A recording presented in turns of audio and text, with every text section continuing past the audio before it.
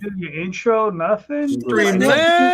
It doesn't have to be an intro, baby. We just go right into it. We got some great flow. We're talking about movies that are never going to hit the theaters and the big screens, unfortunately. Why not share this with the world at large, Here's baby? the question, right? Can Crooked Man really be worse than The Crow? Is that possible? I hope not. I mean, it's not about if it's bad or not. It's the fact that there's somebody out there that's saying, I can't make any money on this, so I don't want to. Yeah, but part of that, like we talked about, like maybe they're asking for too much money. That's fair. But maybe it just sucks. Mm-hmm. I mean, these theaters get to see this stuff, right? In some capacity. What are we buying? Yeah. Well, that's what happened with Megalopolis. That's why no one wanted to pick it up. Is that they watched it and didn't want anything to do they with were it. like, "What is this thing?" Yeah, 100%. Really? Yeah, but there's going to be theaters that are going to take a chance on that type of a movie. Yeah. But when you have all these sort of superhero movies that have kind of been shaky and kind of tanking, and Hellboy does not have any sort of like heavy success rate. Like it didn't flop, but it didn't like have a big success rate. Now you're on the fourth one. It's the third Hellboy actor. Like, what are we doing? Like, what is this movie? Right. But the fact that The Crow could get a release and Hellboy can't, whoa, man. I'm kind of that almost makes me want to see it more, to be perfectly honest. Like, how bad is this thing? Well, Crow was that Lionsgate? Was Crow Lionsgate? Yeah, maybe. Well, I mean, that has a lot to do with it. If a studio is willing to throw money at something, and of course. This movie had no studio. Like it was the production company. One of the production companies was Dark Horse. Yeah. The new Dark Horse, Chinese owned Dark Horse. Yeah, Dark Horse Entertainment. Yeah. Right. Wow. Okay. Well, I want to thank everybody who's joining us on Facebook, on YouTube, and on Instagram. I appreciate you coming by. Please, if you're hanging out, say something in the chat. Talk to us. Let us know if you like my glasses or not, whether you like Calderon's glasses or his spiffy attire. Just bullshit with us. Here we are. That is not working for me. Take those things off. Who? His or mine? You. Why? What is going on right now? I have never seen this look. What is this look? I gotta read the comments, dude. You know what I'm saying, brother? But I've never seen you in glasses. Did you just get old in the last 2 weeks that I missed? Like, what happened here? Yeah, dude. Like the old switch went off, like glasses. I had to. You know what? I have not been able to read comic books in almost 2 years, right? The print was just like too small. Amazon packages were beyond my grasp. The wife, in all her beautiful glory and intelligence, forced me to go to the optometrist. And we got these bad boys. I've been reading comic books from far back in the 60s, man. I'm excited. I'll tell you, that's one of the bad boys, though. That's one of the advantages to like these new omnibus books is that they're bigger, so the words get bigger in the book. Like I understand what you're saying. Like I just bought so Marvel apparently is doing cross-gen omnibuses, like of the original books. Yeah. I was like, what the fuck? So I bought the Sigil one at Baltimore Comic-Con. And I've been reading it and I'm like, this is like a different experience, man, because it's like oversized and I'm like I can see the words. Like this is how comics should be. I'm about ready to make all Big Dog Ink books oversized just to accommodate the older readers. Sigil was about what, 60 issues? 42. For which one? 42. So it has 42 of the issues. It has it has some of the CrossGen Chronicles stuff in it.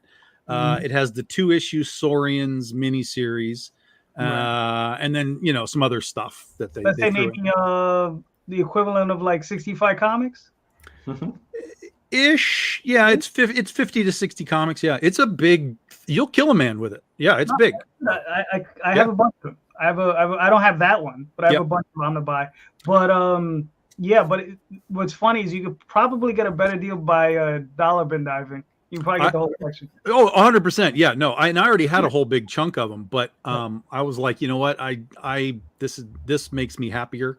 Plus, I got it for $60. Right. I got it half price at the con, so I'm like, this is fine. This is fine. No, but you're right. You can get a lot, but you have to also dig too. You're not necessarily going to find them all. especially as you get later in the runs, because the print runs went low, low, low, low, low. True. But apparently this came out last year. I didn't even know about it. And the Mystic one is supposed to be out now or soon. And so I'm super excited about them, because I went into that and I was like, I remember reading this stuff. And I'm like, this is not terrible. But it was a nice nostalgic run. Meridian. Yep. Middleton, Josh Middleton for like 5 issues before he got kicked out. Wow. No, but listen, those 5 issues were really nice though. Sure, of course. There's a chance though for the Ultraverse stuff. No chance. No, because what? all of that stuff was creator owned. So if they make any of that stuff, they got to pay out. Mm-hmm. You will never, you will never again see Ultraverse. Damn. Yeah. Mm-hmm. I mean, there was some good stuff there. There was some bad stuff, but there was some good stuff. I guarantee you, if you made like Prime omnibuses and stuff, like people would buy it. I guarantee you they would buy it. Yeah. But then Marvel has to pay out, so they won't do it. Well, Prime was good until Marvel started to force Spider-Man into the issues, and that was. Well, yeah, but I'm talking about the Prime Malibu stuff. Once it kind of got weird at the end, and they rebooted it, and it's a little strange. But in its core elements, that stuff was fun. All right, I want to thank everybody who's joining us in the chat. Rob Shepard, Paige Alfred, David Flynn. Paige is saying, I will be returning to Comic-Con signing Daisy Chain. Last time I was there was with Tom Hutchison. Wow, how time flies. Look at that. Paige, I'm going to be there also, booth 1948. Come through, say what's up, and we'll chew the fat. We'll make fun of Marvin if we got some time, right? Okay. Marvin's not wearing those glasses. What are you talking about? Oh, wow. It's funny. I took them off, and I'm still not used to the adjustment. So everything is blurry right now, not just the lettering. But yeah, thank you everybody who's watching on Instagram, YouTube, and Facebook. I appreciate you all coming out. If you are commenting on Instagram, unfortunately, I can't port that up. That won't show up in the feed. So check us out on YouTube, Comic Book Streamland, or Facebook, and chat with us on there. Yes, booth 1948, brother. Table 3935. Okay, you're not going to be far. We'll be hanging out, having a good time, right? You just came back from Baltimore. Tom, how was it? Yeah, that was great for us. I mean, it was unbelievable. Yeah, it was really, really good. Super, super happy. It was cool to hang with NEI. We had a whole bunch of BDI guys were there, like in Artis Alley, and it was really good. It was a throwback show for us because that was where we went early in our career. And Baltimore as a whole is the origin story of Tom Hutchison in comics. So it was fun to go back. However, it was also like highly disappointing because the Inner Harbor, which is where I used to go and get comics and, eat fudge and go to the aquarium, like that whole place is basically dead. I mean, there's nothing there anymore. Even the fudge store is gone. I was like, what the hell? So, the aquarium is gone too? The aquarium is still there. Like the rest of the Inner Harbor is just like it's the boat, the Constitution or right, yeah. So that little mall thing is gone? It's there, but there's nothing in it. It's all there's like a couple of restaurants that are open and the rest is dead. Yeah. So they're talking. So the locals are talking about how they're going to just tear it down and rebuild the whole thing into something. Dude, when I was living out there and when I was in Virginia, right outside of PG County, there were the Gaylord Marriott hotels were building an entire complex off of the water, a whole city over there. So maybe some of that stuff just shifted down, man. I don't know, but I was bummed. Even the Hooters was closed. I mean, it was just it was dead. I was really bummed. No bueno. I'm sorry. But, Cheesecake Factory was there, so we got a little food and hung out by the water, and that was all right. But, yeah, it was very disappointing to, remember back to the grand days when I was a kid or even just when we were doing Baltimore Comic-Con in the early days, 12 years ago. Right. It was nice. It's just not. A nice area. Yeah, it's Baltimore, so it's not a nice area, but that area. Careful. Careful. Now, You The don't want to say area it's not we- a that nice area we- area. You don't want to say it's not a nice area. It's It was a nice area. I don't know about now. It was nice. Marvin, When I- you're doing a convention this weekend, yes? No, let's finish this not nice conversation. No, we're not. We're trying to move on from that. You know what? You're a little afraid of something. I'll I just talk wanna about it know on what your you're stream doing. Sunday. How about Huh? that? I'll bring it up. I'll be like, hey, Bring what up? listen, Calderon This is doesn't your like Baltimore. He doesn't conversation. think it's a nice area. This is your conversation. You have to bring. Can I got questions on segue my- to it? Can I get off the segue? I'm trying to Dreamland. Marvin's platform. No. I say we circle around. We bring it back. Dreamland, baby. Marvin, you got a convention going on this weekend, yes? Well, no, it's a local comic shop day. Local comic shop day. Where are you going to be Try tomorrow? to get it right, buddy. Hmm? Can I set him up? That's what the host does. He sets him up. He acts like a the blonde and gives them the opportunity to speak. Come on, bro. You're getting red in the face here, kid. It's been a long day. I gotta decompress. Sorry. He's still wearing a collar shirt. Jay. Exactly. You got to give him a break. You got to give him a break. Literally got off the train, ate some food, sat down to talk to you guys. Thank you. I appreciate all of you. Okay, let's go back to Marvin and local comic shop day for a second. Can you let the brother speak, please? Thank you, sir. You want to tell us about local comic shop Sure, day? I dropped the link. So local comic shop day is, so you got free comic book day is Diamond. Local comic shop day is Comics Pro. So it is the last Saturday in September. So there'll be like exclusive comics, et cetera, et cetera. It's another free comic book day pretty much, but there's nothing free. That's the only difference. You don't get it. You can't just walk in and pick up stuff off a table and say, "Hey, I got this free stuff." And what are you going to be doing there? Oh, I'm going to be selling my books at New Dimension Comics in the waterfront. So Comicsburg will be descending on the comic shop. Okay, so I'm going to put the link in the chat for anybody who's interested because it is showing us a whole list of venues, shops that are going to be participating in local comic shop day. So check it out, folks. All right, head on over, spend a couple of shekels over there, and Scroll down on that. scrolling down, Down into the seas. into the sea. So we got Comics, Bad City, Bad Comics, Beyond Tomorrow Comics. I don't think he asked you to read the names. I just think he asked Can you I- to go on the God, feed. I don't tell you what to do. I don't say anything about you not having a producer on your show. Why? Well, who are we looking for in the seas? Before I got cut off there, buddy. We're already past. We're done. I'm done with you. We're done. We're past. You were looking Over. for somebody in particular? Over. It's over. Go away. It's over. Bosco's and Anchorage, Cape and Cowles, Captain Blue Hen. Anchorage, like Alaska. Yeah, Yeah. Anchorage. I have got to go to an Alaska comic book store. That's They have Crazy. they have two comic conventions in Alaska. what? Yeah.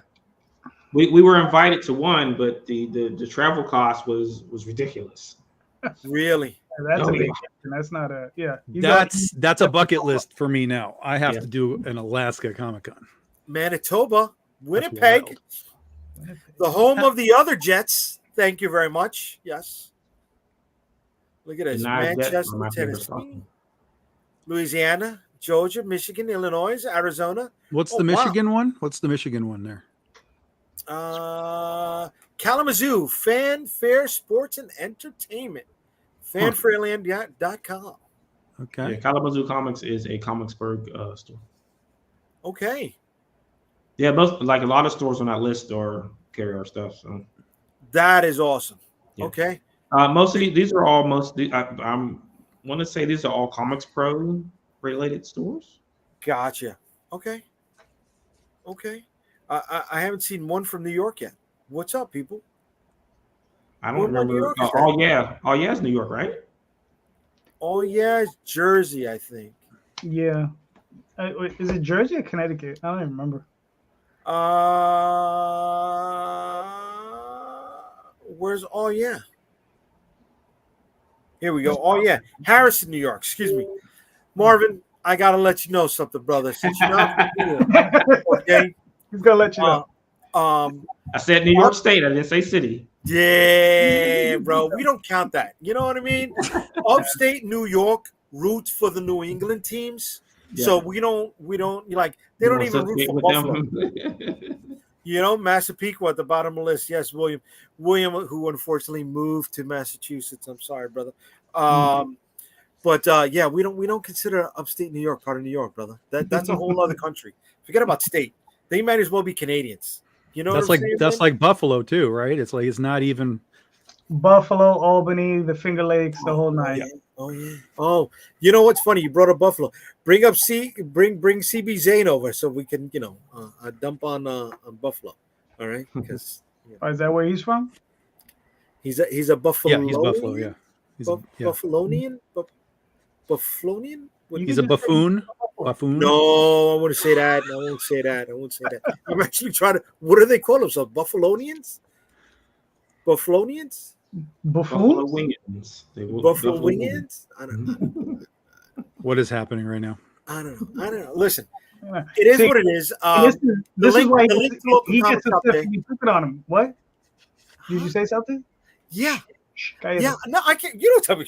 I'm going to send him the link right now, and then we can ask him. There you go. Just bring him the link. Send him the link. Bring him through. You know, sports rivalries, New York rivalries, stuff like that. Where's the cutoff in New York? Is it White Plains? No, brother. You know, it is the four boroughs. Honestly, Staten Island is part of New York. Long Island. Staten Island. You know, that's funny. Crossing the bridge, right? Jersey doesn't even want Staten Island. You know, Long Island's really just part of Queens. Yeah, and Yonkers is just part of the Bronx. Yep. So it's just Brooklyn, Manhattan, Queens, and the Bronx. That's it. That's all we got. That's all that's New York. 8 million people. That's all we need. What about Harlem? Harlem's that's part of Manhattan. Manhattan, brother. Come on. You know his things. You know, and it's not. And listen, real New Yorkers know it's not called Harlem. It's called 25th. Not even 125th. Go 25th. If you're living there, you know. You don't know. Don't worry about it. I'll give you a little bit of insight. But yeah. So local comic shop day. You're gonna be there with anybody else or just yourself? The Comicsburg crew, except for DP because DP lives in Atlanta now. Okay, cool beans. So Grant Harrenberg. Anything special going to go on over there? No. I save all my exclusive stuff for. Oh, you're not going to run a live stream while you're in the show? Yeah. Oh, yeah. I'm doing the Comicsburg on the Edge show at 2:30 p.m. tomorrow. From Marvin, don't let him give you those looks. I mean, you know. I'm setting him up, brother. You know what I mean? Like don't let him stop, bro. Let me get you the link for that too. Yeah, get another link. You need something to do. William, not even Money Earning Mount Vernon from Heavy D. No, that is Money Earning Mount Vernon is still part of the Bronx, brother. You know, they don't have their own. You know, the whole New Rochelle area, everything up to Yonkers. It's still part of the Bronx. You know. Had you never left New York and went to Massachusetts, you would have known, bro. But you dropped the ball on us, man. Massachusetts is a nice state. It's very nice. So here's the link in the chat, folks, for Marvin, what he's going to be doing over there at the shop. Because you got how many hours left on your campaign, bro? 68-ish. Okay. You got a couple of days. Yeah, I got till Monday afternoon. 64 hours again. And we'll look into that in a moment. You know, Calderon, you just finished up a campaign, didn't you? And you just started a new one. Yeah, I just started a new one today. Wait, Dreamweavers is over and you're on another one? Of course. This one is a 16-day campaign. I just started it this morning. Okay. This is for the Alvaro Chronicles. Did you put the link in the chat? Oh no, I didn't. Put the link in the chat and we'll go over that. You know what? I might as well ask because Tom last time had one running, didn't say anything. What special day is coming up right now? What event are you propping? October 12th is Critter 24. October 12th, Critter 24. Yeah, we'll be launching it when we're down at Big Texas Comic Con. We'll be launching it at the show on Saturday. Okay. So with what Calderon just did and launched without any preamble to this whatsoever is a great lead-in to the question I got tonight. And are comic book creators using social media correctly? No. Okay. I mean, I agree with And Tom. JD just proved it because none of us knew what the fuck was going on until right now. right. Right. Listen, I've launched campaigns by accident at 2 a.m. Just- I mean, literally, See- I just finished, got it approved, and I hit the button by accident. I was like, Okay. So why do you think we're not using social media correctly? Is it because we have too much on our plate? Is it because the only time we have to do anything is at 2 o'clock in the morning after we've gotten everything else done during the day? Is it that we're not using it correctly, or the people in our community aren't using it properly to voice out things? That is Okay. part of it, but see, that's Yeah. part of all.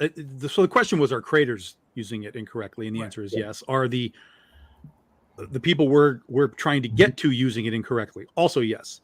But it's not even that they're using it incorrectly, but because we know all this algorithm BS. Mhm. The reality is that the algorithms can be fixed if people actually engaged with what they saw, but they Right. don't anymore. Like it used to be, click it, like, comment, whatever. Nowadays, it's just like, oh, cool. I see JD's thing. Scroll on, rather than even dropping a like. It's just we move too fast in social media that the Well, likes just don't come, even though you're getting seen. yeah. There's not an engagement to make that visual continue to pop to the top of the algorithm. Well, So that's because it's not negative. If it was something negative, then it would automatically be in everyone's feed because everybody would have because something. people have an opinion. Yeah, you're right. But does it always have to be negative? Like I want to bring up Tom for a second, right? Tom, It you has got to great engagement with your community, and I think that helps you pay dividends when it comes to launching a campaign. Sure. And this is why I say that it gets done wrong, is because too many people use social media only as a context of buy my book, buy my book, buy my book, buy my book, buy my book. That's all they have. Right. And so for me, my social media is fucking everywhere. It's this movie is batshit. This creator is batshit. This, whatever. This is crazy. What is this? Huh? You've been talking about Jay again on your feed? No. Oh, because you said this creator's batshit. I was just like, oh. Sorry. You know So, what? I'm not dropping campaigns like that. Like, hey, guess what? Come find this shit. I think one of the keys to social media to sort of force the interaction is to not sell your whatever all the time. Like you've got to move yourself through. Like I do sports because I'm a sports person. I like sports, so I'll comment about sports, like movies, like TV. I'll comment about that stuff. So you kind of have to force some engagement in some capacity, because then once they're engaged in that, whatever it is, that will help your other stuff get into their feed. Now that's still not going to guarantee reaction, a like or a comment or any of that kind of stuff, which is whatever. I mean, it is what it is. But you have to kind of force people to get involved with you in other capacities to just maintain some stability in their thing. Right. I mean, that's some people, social engineering is what that is. Yeah, 100%. Yes, 100%. You're right. Yeah. But like with Marvin's a great example, because I see a lot of Marvin stuff now, because Marvin actually will share my stuff. Like I just make a post and I'll see Marvin will share it. So I see that Marvin shared it, but now all of a sudden Marvin is like in my feed a lot more, like all of his stuff that he's doing. He's like, boop, boop, boop, because Marvin interacted with me. The algorithm just started being like, oh, Marvin and you must be, wanting to see what each other is doing. Like, duh, that's why we're friends on Facebook. But one of the things that the algorithm is doing is that whenever you put a link anywhere, it buries it. Sure. Yeah. And that's why I don't put links on things. Oh, no, I do the same thing. I'll just sometimes post pictures and, that's why you'll see me post on my Goofy comics or whatever that I bought for $1. But I mean, even when I'm when I'm promoting the campaign, I won't post a link. It'll still just be, here's the thing, go get the thing. And I won't post a link, not even sometimes in the thread. And here's the reason, because I will invariably get somebody to post on the thing saying, where's the link? That's my engagement. And I get that little bump. And then I post the link. There it is, and dot. See, look at that. Tom dropping wisdom. I got to take notes. Well, I mean, these are tiny little things. I mean, I am not a social media guy, but it does seem to work, at least in the tiniest aspect of what's going on. But I found that if you post a link and then you tag people in it, that pushes it into their feed. They see it and then they share it too. Yes, 100%. But like, if you tag somebody that doesn't want to get tagged, then you piss somebody off. So it's okay to like tag your artists and stuff. Like, hey, you know, obviously do that. You better be doing that, because then you're right. Marvin's 100% right. It drives it into a completely different feed. Right. 100%. Yeah. Right. That at everyone tag pisses off a hell of a lot of people. Well, it doesn't exist anymore. It's gone. They removed it. No, it exists, but it only exists like in groups. It only works in groups. Yeah, it's not you can do it on your feed. It has to be a group thing. So there's another one. So we're probably all in the same Facebook groups, right? Okay. And there are multiple groups that have tens of thousands of people in it. Sure. And there's no engagement whatsoever in it. Yeah, but half of those are all bots. Yeah. Right. Half of any number that you see in a group, half of that's bots. Mm-hmm. I will guarantee you, I will challenge any moderator to go through your group and tell me who's a bot. Who's not. If it's not 80%. Yeah. It's crazy. But also Marvin's right. There is very little engagement. Somebody posted the other day, they were like, why don't we have engagement in here?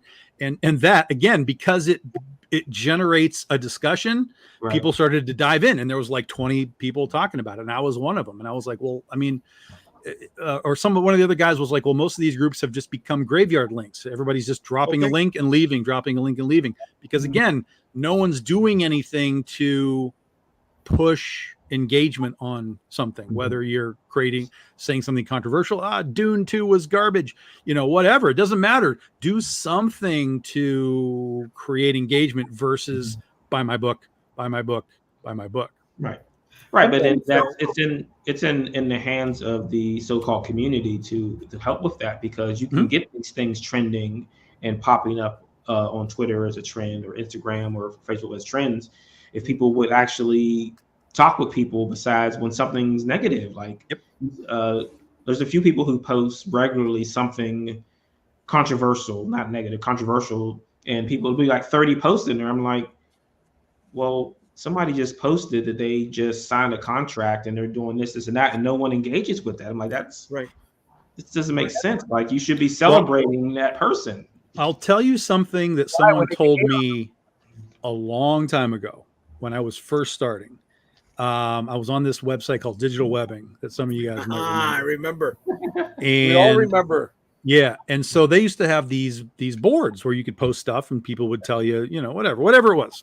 Mm-hmm. And so I posted this piece of art one time, and I had two colorists, and they were very different colors. And I posted them both up, and I was like, look, I like both of these, but you guys tell me what you like, and then I'll figure out, where to go with this. And I got torn down.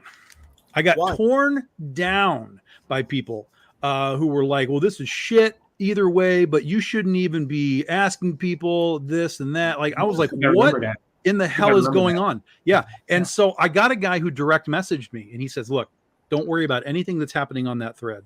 You are going to, what you produced in both capacities was top notch. And he was like, I like the one on the left or whatever. But he said, this was the part he said, you are going to go through this journey of comics, and you are going to run into people who are wildly jealous of what you're producing. Mm-hmm. And in that capacity, they will either completely ignore you because you're better than they are, right in their brain. Like, I'm not going to help him in that capacity, or they will just come and tear you down. Oh, that's some shit. That's some garbage. That's and that was early in my career. That was before I even had a book out. This guy threw that at me, and I was like, why are we like that? But throughout my now almost 15 years of doing this, I'm like, oh yeah, he wasn't kidding. And Digital Webbing was filled with a lot of that. Yes. Yeah. I liked Ed Duke. I like Ed Dukeshire. It was a cool dude, man. Yeah. But yeah. But that seems to be the nature of those kind of message forums, is that it brings in like animosity a lot to it, because you said that jealousy of someone who's succeeding and I'm not succeeding. Right. Why is he better than me? Why is he doing this and I can't? But there was a lot of talent that came out of that. That in Pistol Jack, a lot of talent came out of that. Brian Ollie came out of there. Yep. Yeah. Hi. Uh, I came out of there. Hi. yeah, we All were of us talking came from about there, but yeah, like Um, Mark Brooks came from Pistol Jack and like Ray Height. I forgot his name. Asrar, Asrar. He works over at Marvel. His last name. Oh, he's an artist. Azrar. I think it's Azrar? Azrar. Yeah. Yeah. Well, and FICO Osio, the guy who worked for me, went on to work for IDW. He was doing stuff for like Transformers and all that kind of crap. It's Spider-Man for them, and so there's a lot back real cheap because they don't pay anything now. Yeah. I guess iron sharpens iron. I guess that. So the trials and tribulations of digital weapon got people where they are now. I guess. Yeah. I got a conversation for off screen when it comes to that. No, you're doing social media wrong. You have to do it now so that everybody can get involved and comment and post and drive the video further. Yes. We just talked about this, Jay. I know. I don't want to tear anybody up. I don't want to expose anybody that's not. You can just make up You don't names. have to mention names. Yeah, Don't mention any names. I can't. I cannot say it. I cannot. All right, we're gonna keep that to Just ourselves. change the name names to names. protect Are you sure identity. you're from Brooklyn? Yeah, Are you sure? 100%. Born and bred, baby. Don't ever question that. Because you Don't like ever question that. major little puto. Like just pussy. Like, Yo, my man, the chump. my man. It's the glasses. The glasses have really reduced him in stature. That's what Yeah. that's what it must be. Is the glasses, bro. It's like your kryptonite just turned you into a punk. Okay. I'm gonna remember this. It's like, I well, can't look, wait for your stream. he was Superman without them, and now with them, he's just Clark Kent. There you go. There you go. No, Clark, bitch. Clark Bent. Bitch. Oh, you're probably right. He probably has gotten bent too. Oh my God. Gina Rosario, use other names. Okay, I will use other names. I will not. Okay.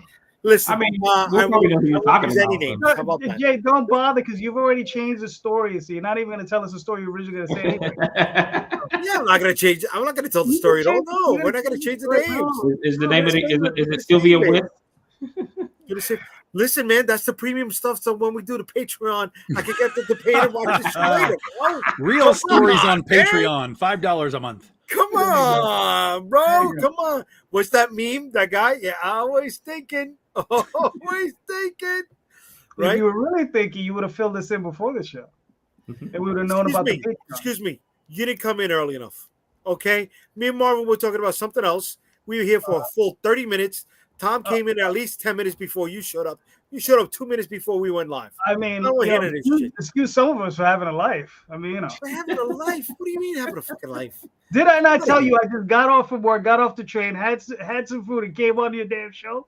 Uh-huh. Did you not hear that? Did you go out? Did you hang out? Did you meet people for drinks?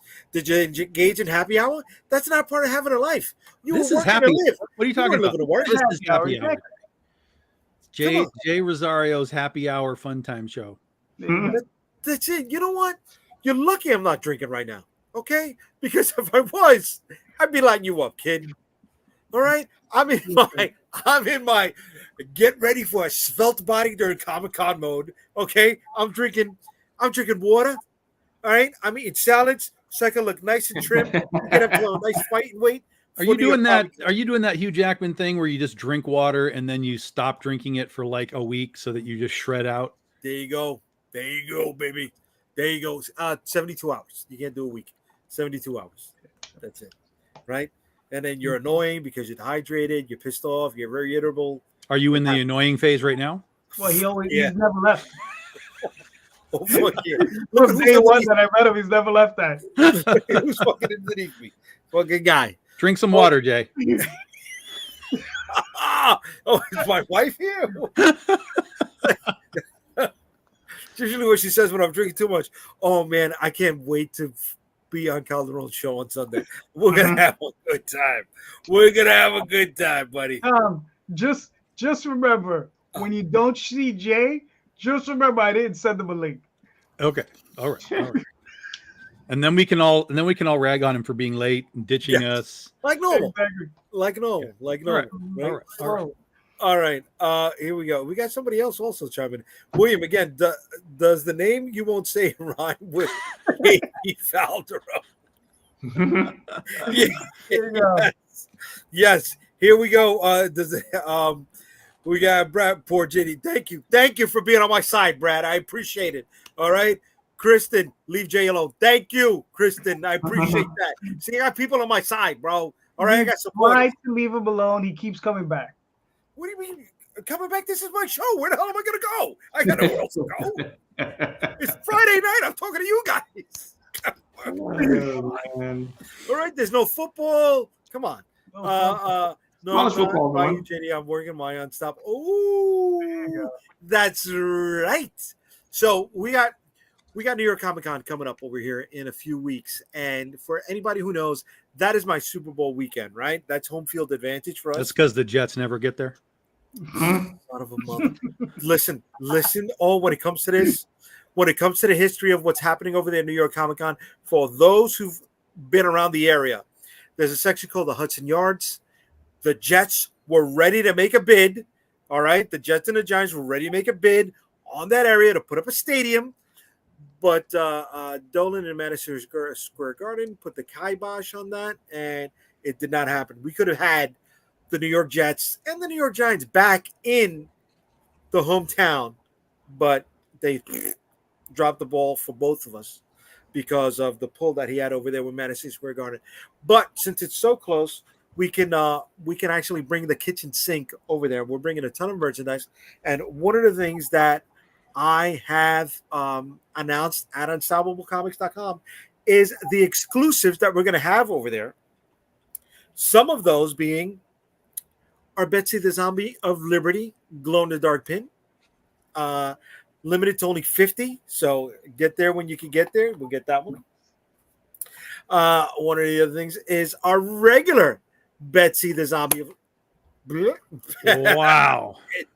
This is quality production. That one's gonna stay at home, right? But a few other things we're gonna have are some premium holochrome covers. This is New York versus the World number Nobody 1. buys comics, Jay. Don't you know that? What are you talking about? Nobody buys comics. Nobody buys big last year in New York Comic Con. But the artist and the writer, Andres Barrero, and myself will be there signing copies.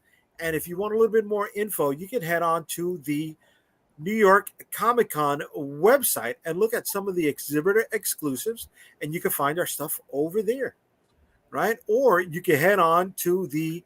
How much did you have to pay for that? See, no, that was the regular stuff. To be a featured exhibitor, you got to pay extra. So, and it's just a blue highlight. You see how it shows up over here, the blue highlight, the featured exhibitor. It's not a link. It's not like an actual working link. No, well, what you can do is you go to the section and you see these are the folks that are not paying for the featured exhibitor highlight, and that's all it is.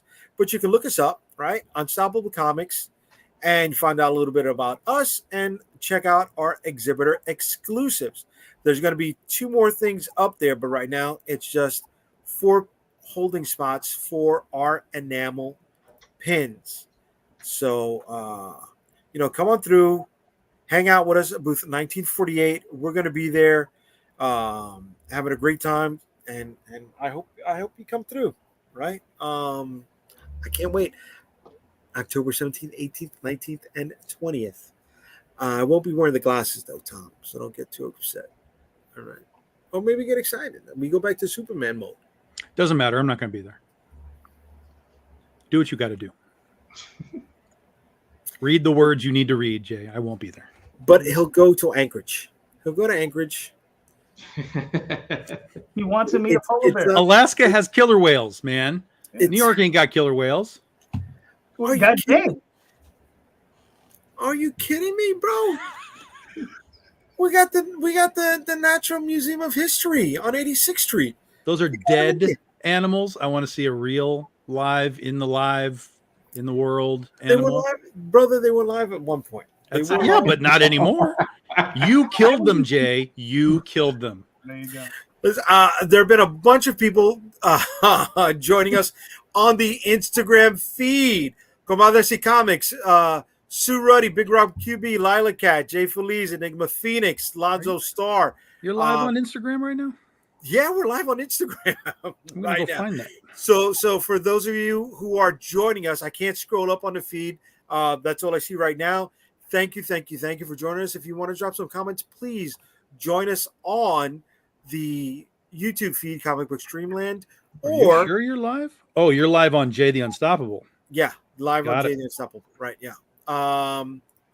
So that's where we're at right now. Please, if you want to drop a comment, send it on over to. How'd you get 1,000 followers, you bastard? What, dude? I had more. You have 1,008 followers right now. Yeah, they used to be at 120. Not a much more, but more. But anyways, yeah. So again, if you're dropping comments over there, I want to thank you all. Please, if you want to engage in the conversation, join us on Facebook, join us on YouTube, Comic Book Streamland, and get down with us or make fun of me. I know one of you guys says, "Hey, attack Jay more, please." I'm going to load up your Instagram with attacks right now. Mm-hmm. Was that Odyssey Comics? Is that's Marcus? No. That was Enigma Phoenix. Yes. No. Yeah. Thanks, Marcus, if you're watching. But that's the thing, right? Tom mentioned this before. The people that attack you are the ones that are scared because you're doing good, right? They're jealous of you. Didn't you say that? Tom dropped that. You know what? What's up? You're so right. Thank you for finally agreeing with me, baby. Thank you. Thank you. I mean, look at Tom. He's wearing those cat ears. He's quaking. Yeah. I see the bass on the speakers is bumping, right? Exactly. This is what we're doing, right? One of the things I think that we need to do is just engage with people more, whether it's through live streams like this when they're chatting with us in the comment and just interact with them, building our community. And I don't see many people do this. Tom, you mentioned this before with Graveyard Links, right? And with so many other social media platforms out there, the ability for Graveyard Links just scales up. Oh, yeah. Do you think people could engage more with their communities if they trim down their social media presence or I mean, I think that there's value in Facebook, Instagram, Twitter, and TikTok. Anything beyond those four, you're just chasing your own tail. All these new things. Remember when Vero was a thing? Like, oh my God, Vero. Remember Blue Sky? Oh, everybody go to Blue Sky. Like, nobody gives a fuck. Nobody's going to those things. Reddit still has a big audience in it, though. What does? Reddit. Well, yeah, but that's not like Reddit's been around a long time. Right. But that's another thing that you have to really learn how to use. It's a whole different world. But that's the thing. Each one of these things is a completely different world. So you've got to either know how to use all of them. Gary Vaynerchuk talks about this all the time. He's like, each one of these has, value to you, but each one of these you have to use differently. Each one has a way that it works, and you have to learn how they work. And I'm like, you're 100% right, Gary, but I don't have time to learn how all this shit works. And so I just basically focus on one and I tinker around with the other ones. And that may be not the right way to do it, but it's the only way that I can really do it myself. Right. Well, I mean, this is why there are tools you have to pay for that allow you to post to everywhere at once. Yeah, but that's not even what he's talking about. Like that I do. Like I post on Facebook and it goes to Instagram and stuff. Like that's just an automatic thing. But each individual thing, like we talk about algorithms and so on, each one has its own set of algorithms that it wants to use, that it wants you to use. There's different reactions to different things, reels and shorts. YouTube shorts is big versus long form YouTube. Like each one has its own way of maxing itself out, basically. And so if you take the time to learn how to max those things out, you can use them more efficiently. But like I said, it's a learning process. You have to really dive in and be like, how does TikTok work? How does Instagram work? What do these people want to see? What do they react to? On and So on. do you have the time to learn that stuff when you're running a small business? I know, Calderon, you consider this to be a hobby, right? But there's still a lot of money involved in it. You don't want to lose your shirt. But is learning that stuff putting the cart before the horse? I mean, it's the same. It's tools, right? So if you don't have time to learn it or utilize it, then you have to hire someone that does have the time to do it. Mhm. Okay. Yeah. Okay. I mean, Calderon, Daphne has great engagement, right? Mhm. Her YouTube channel blows up, and it shows whenever she launches a new product. Daphne's a chick. Yeah. Just Okay. saying. And she's a Okay. chick with no filter. Okay. That's sort of top of the heap right there, man. Right. And Yeah, And but I'm not tearing her down for that. I'm just No, saying no, no, that's a no. legitimate, those like are real, yeah. Right. No, And- she's definitely strong in her opinions, but also in her experience. And I get that, but that does not take away from the fact that she interacts, not just during her live streams, but Mhm. in regular communities. At least I see it on Facebook. I don't Well, know she what her has- engagement is like she, on Twitter. she has a little bit more time to Okay. be able to do that, so she does it, which is good, which is what she should be doing. And she draws Right. furries. Right. I mean, it's all works, Jay. It's all Yeah, working. And the Right, thing is, right, is right. like also is like her campaign is like she's also selling originals. Okay. And she's selling original artwork, and I mean, her last campaign, I mean, she made a decent amount of money. Good for her. Good. You know? Good. Yeah. Good. I'm glad. No, she does the work, right? Yeah. And it pays off. So There was Guys. there was a post today that's on Facebook of and it was using Skinner from The Simpsons where he's just bent over showing his ass, and the meme says Instagram girls selling comic books, and it's just showing his ass. I'm like, it's not even false. It's not even like a fake thing. It's funny, but it's not even false. Like there's literally been girls where they're like, oh, like here's my comic, like right under, and it's like the cleavage, and it's like, here, buy my comic. Like it's real. Like this is real. yeah. No one is like tearing people down, but that's real life. And it's similar to like when people complain about like, well, all these girl books like sell better. I'm like, yeah, because girl books sell better. Like, what do you want me to tell you? Look at Bram Polito right now. He does $200,000 on all of his Lady Death stuff and all his other girl stuff. And he puts out the new Mike Morg book, which is live right now, and it's like at 40-some thousand right now. So even he struggles to sell dude books. I mean, it's living, actual, real-time evidence of.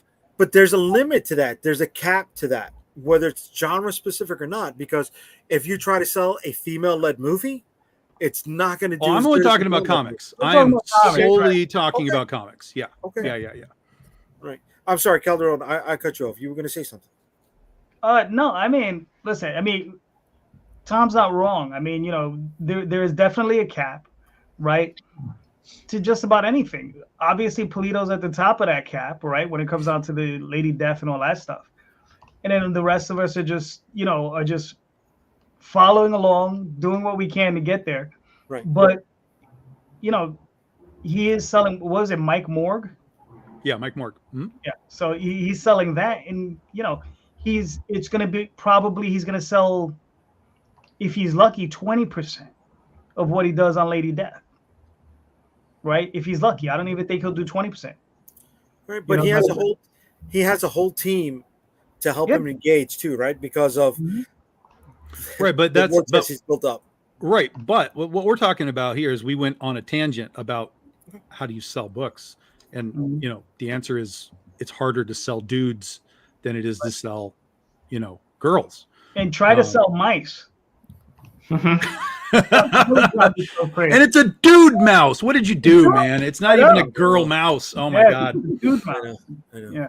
you did everything wrong, JD. yes. I did. Really did. So is Mike Morg because he couldn't get back Evil Ernie? Is that Yes, basically. Okay. Yeah. I mean, damn, does he have beef with the guys from Dynamite? Do they Yes. not like him? Yes. Oh, really?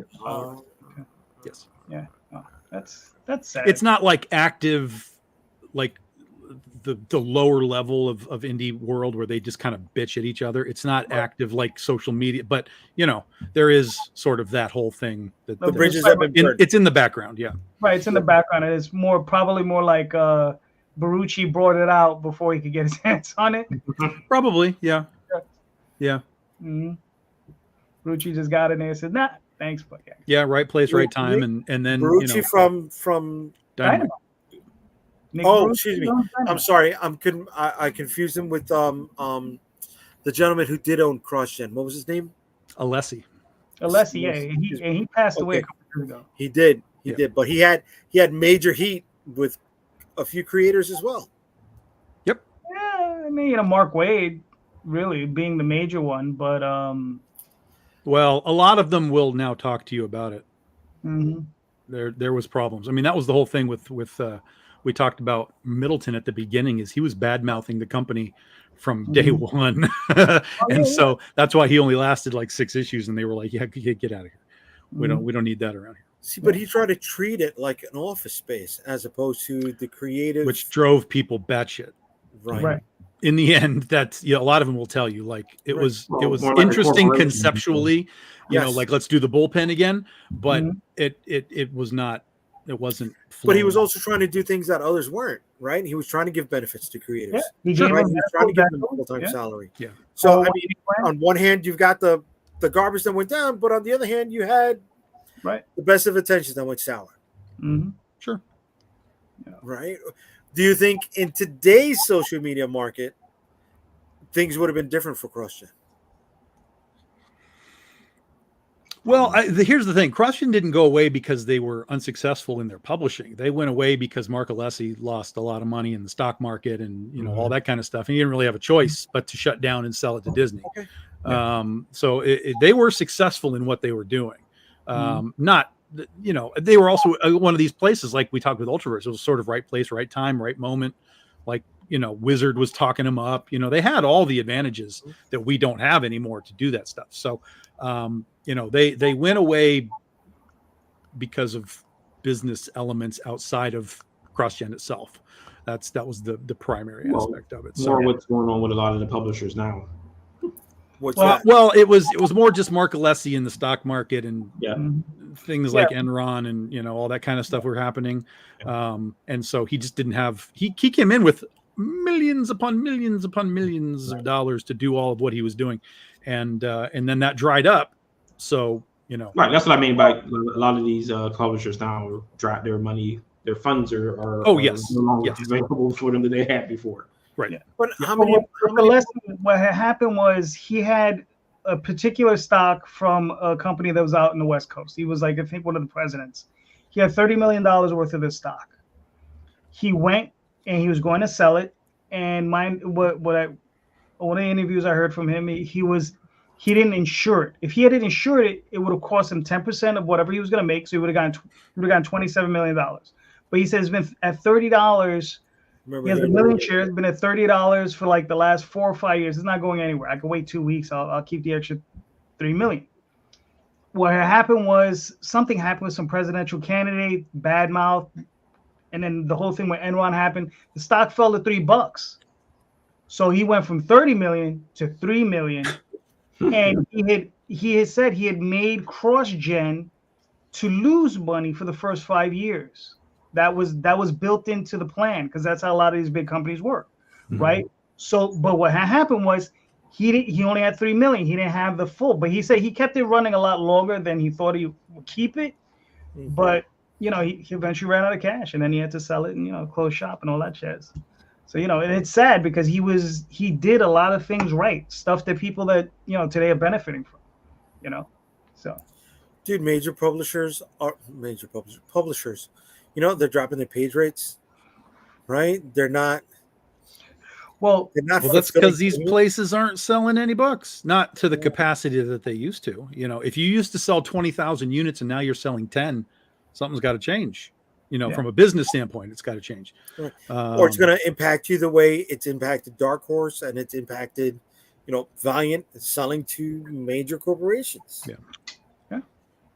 Right. well, I think the only reason Mike Richardson sold is because he's smart. He was like he knew that? that the iron was hot. I don't know who that is. Dark Horse. From Dark Horse. Dark Horse. Okay. Yeah, Mike Richardson. He's the guy that created it. He's been the director there forever. He's still there. but he had originally sold it to. It was a Chinese company, right? Bought it for like, who knows how much money they paid the guy, and then it got sold to some other company, some company that was buying up a lot of gaming companies, and they devalued the entire Dark Horse. Like they know they could not make back the money that they spent on it. Well, I have a question about that, because this has always been in my head when someone bought Dark Horse. I'm like, isn't all of that stuff creator owned? No, or at least most of it. Well, most of it. I mean, Ghost, Mark, American, all the Hellboy stuff. No, Hellboy. That's all Mike Mignola. But creator owned. Yeah, no. But Ghost, the Mark, like there was for a little while they had their own lineup. They had a superhero thing going. Yeah, but even those were creator owned. Like the guys that made those things, but they don't own them. Dark Horse owns them. Like they own, like Dark Horse owns Ghost, X, and they own what is it? X? Is it X? Yeah, X. Yeah. X, the Mark. Yeah, all of that comics greatest universe stuff. Yeah. Right. That stuff, yeah. Agent Zero, shit like that, right? Okay, so let's say they own that. Whoopee. What else is Dark Horse that somebody's paying so much money for them? Who knows? Besides the name. I mean, the name has value, obviously. Yeah. But Well, Ghost and X were IP for movies and TV shows, but I mean, again, it's just sitting on the shelf waiting for someone to put $60 million into to get it made. So are you telling me that if I were to go to Dark Horse and be like, yo, I want to write Ghost, they'd be like, sure? I don't know if they, you'd have to get through them. It's like, but I mean, it's like Dynamite, right? They have some of these characters that are just sort of languishing. And if I would be like, hey, I got this thing I want to do with Ghost, and I mean, obviously it's up to them, but well, they might. You never know. They have ownership of it to be able to make that decision. Yeah. But do they have the proceeds to do that, right? That's like going to Alien Books and saying, hey, I'd like to write Bloodshot. I'd like to write Valiant. I mean, Ninjak. I'd like to write Harbinger. It's a little different because those are all part of specific universe that they're trying to build. And while Ghost and those things are part of that comics greatest universe or whatever it is, they all have existed on their own in multiple capacities over the years too. They've been particularly Ghost has been rebooted like 4 or 5 times. So if you were to go in and be like, look, you guys aren't using this character, I would like to write it. I mean, that's what I did with Dynamite. I went in and said, look, you guys aren't using Bad Kitty. Like, what, would you guys be interested to have Bad Kitty kind of come back? Nick was like, sure. Tell me what you have in mind. And I pitched Bad Kitty. Okay. Mm-hmm. Oh, now was it Barbed Wire? Barbed Wire, Barbed Wire, right? Yep. Was Stripperella part of that or no? Yeah. No, that was an original creation for that TV show. Are they still generating revenue off of replays of Mask? Right. That's theirs. The Mask is theirs. They had another one. Well, but that's theirs. Dark Horse made that, or the Mask? Yeah, that's theirs. Okay. Yeah. All right. Yeah. Yeah. I mean, they got a sellable portfolio. It's just a matter of you're kind of at the tail end of this whole entire comic book thing. So sure. Yeah. It's like that stuff is probably not going to sell, but not as a movie, but as a TV series, because like they're snatching up all this stuff for TV now. Yeah. Look at that. Yeah, streaming in any capacity. Yeah. Yeah. Huh. Well, now I have something to think about. I didn't know you were there. It would be a really good TV series if they wanted to work on that. Barbed Wire could not exist on TV in this environment. No, sir. Not unless it went like Amazon, like The Boys style. Yeah, and it went like, I mean, that's where Amazon or yeah. Somebody would have to really be willing to run with that. Mm-hmm. I'll do it. I'll write it. Trust me. I can write this shit, guys. Well, somebody who's writing that shit pretty well launched something today without any fanfare whatsoever. So let's see what he is writing right now. All right. Well, Passing Queens and Making Homes. Yes, 1 through 6. This is already been written, so that part of it is already taken care of. Okay. This is passing. So this is the Oswald Chronicles. This is issues 1 through 6. This is in full color now. So that's really the big thing about this. Is like before I printed in black and white. Now we're moving into color. So very nice. Technicolor. Yes, we used all 4 of them. This was actually colored by my friend David Montoya, who used to work over at Milestone, and he used to work over at Broadway Comics for a little while. I remember that. Yeah. He worked with Jim Shooter. What was there was Knights of Broadway and Plasm. That's the only thing I remember coming out of that. Warriors of Plasm. I thought Warriors of Plasm was Defiant. That's Defiant, yeah. Yes. That was? Okay. I'm sorry. But yeah, but he did the color job on this, so so did a nice job. And this is, like I said, issues 1 through 6. So if you haven't ever seen this stuff before, now it's in full color. Because I get the question all the time, when's it gonna be in color? When's it gonna be color? Now it's in color. So you can come check it out. So yeah, I'm excited. This is gonna be this is pretty cool. And this leads into the next phase of Oswald. So okay. Leads into that Ghost crossover I'm gonna write. So now you have to do a Marvel style. You have to do phase 1, phase 2, phase 3. Phase 3, yeah. There you go. So they're new covers then, right? You said? No, these are actually the covers that were done on the original series. They're by Jade Gonzalez. If you scroll back down, and this is Donnie Harijawa. Okay. So yeah, so he did that one. So, but yeah. And it's Jade Gonzalez, like I said. So play that video. Yeah, go hit that button. Yeah. That's the best fucking video I have ever seen. You know what I'm saying, brother? You could. That is how you do a video. That's it. Short and sweet. Yes. Well, you're almost funded. You're right there. Funded, hopefully sometime tomorrow will be funded. And and then, like I said, and here's the thing: it's kind of experimental. I'm doing 16 days, so we're gonna see how that works out. All right. Well, somebody who is funded. Days? Huh? Why 16 days? Oh, because I just want to see where we can take it. Because I mean, I've done 30 days, I've done 21 days, I've done 24 days. Let's see what we can do in 16 days. So. All right, Marvin, I'm trying to drop your stuff, and you're cutting your own stuff off, bro. He's done. We moved away from Calderon right now. We moved away from him. All right, we're on the edge. Question, man. Stop being so. All right, well, listen. Give him his shine.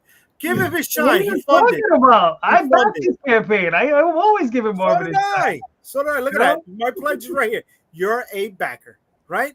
But very nice. 4191 out of 4,000. Way to be. You got 63 hours left. Do you want me to play the video? Go ahead. You can play that video. The video was banging. I like the video. Jay, give him the whole screen, man. Keep going.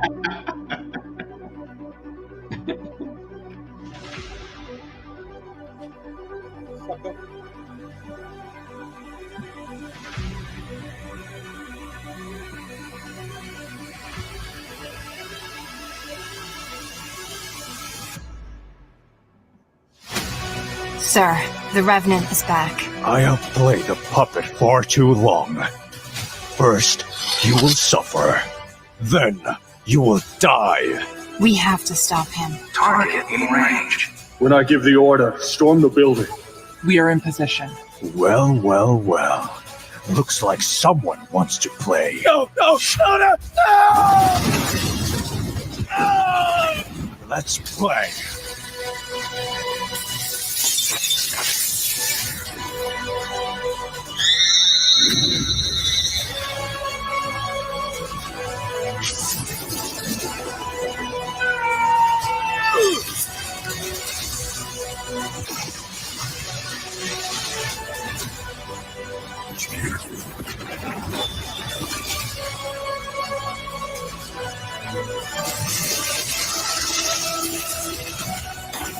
This isn't just a fight.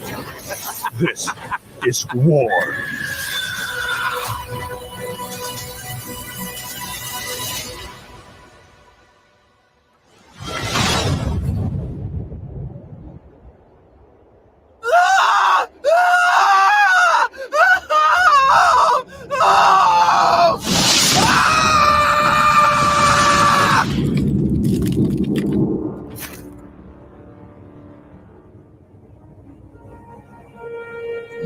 My chaos is coming.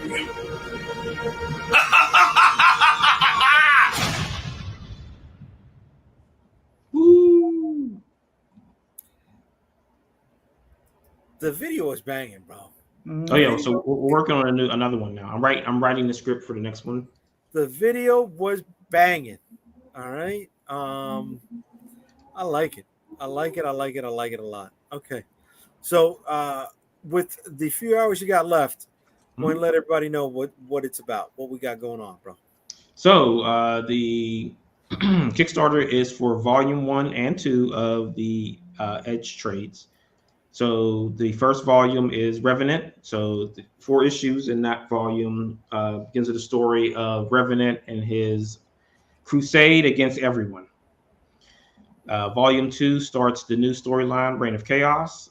Chaos has formed his own army, and he wants to get at people before they decide that they're going to come after all the enhanced people.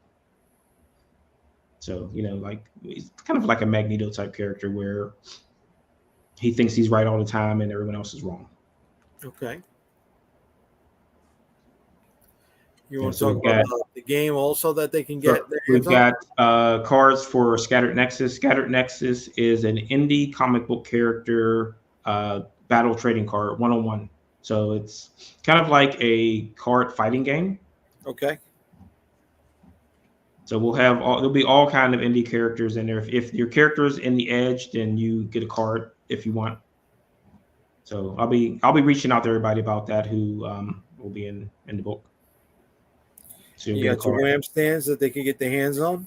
Yep. So Wham stand is a stand with a magnetic clip on it, so you can stick you'll have logos you can get made from the Wham stand website. Stick them on there. It could be almost anything. Like he's working on, like I said before, prices. So like if you're at a show and you want to swap out, instead of having like a piece of paper that has a price on it, you can use the stand that has a price. Okay. And those are your preview pages for issues 5, 6, 7, 8, 9. A lot of preview pages, bro.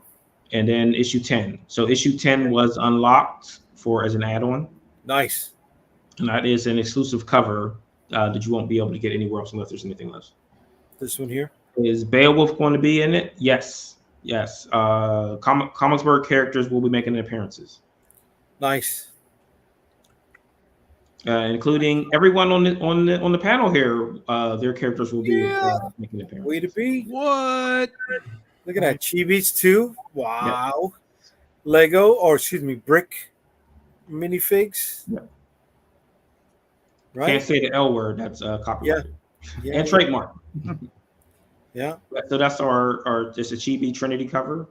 So that is the swappable cover for issue 8. So you could be able to pick the regular cover or that cover for issue 8. And we also unlocked the issue 7 gatefold cover. Nice. Got a lot of live streams you added on here, bro. I mean, I tried to put as much stuff on there as I could. Good. Very good. Very good. All right, you got 63 hours left. It ends Monday night. You are fully funded. Monday afternoon. Monday afternoon. Okay. Yeah. You're fully funded, brother. Way to be, man. Way to be. We'd always can make more. So. Oh hell yeah. We'd always make more. Every penny counts. All right. And you answered Brad already. Is Beowulf going to be in it? Beowulf will be in there. Some of the memoirs. I just forgot the guy's name. The host of the Memoirs of the Morbid. Okay. The Ghoulmaster. The Ghoulmaster will be in there. Beowulf will be in there. Herrenberg characters will be in there. Nice. Characters from DP's book, The Man in the Red Coat, will be there. All right. So the two you got campaigns going on, right? We already know that Calderon dropped the ball on using social media correctly to promote his latest book. But Marvin, what are you doing social media wise to promote this, or have you done? So I mean, I did the full gauntlet of build up for it. Like I had the launch page ready 2 months ago. Okay. So I just sharing that out. I went on some other shows and let them know what the date was going to be. And I've done like 6 or 7 other shows since its launch. So I mean, I've been out there. So you guys feel that doing the circuit is more effective than the graveyard links?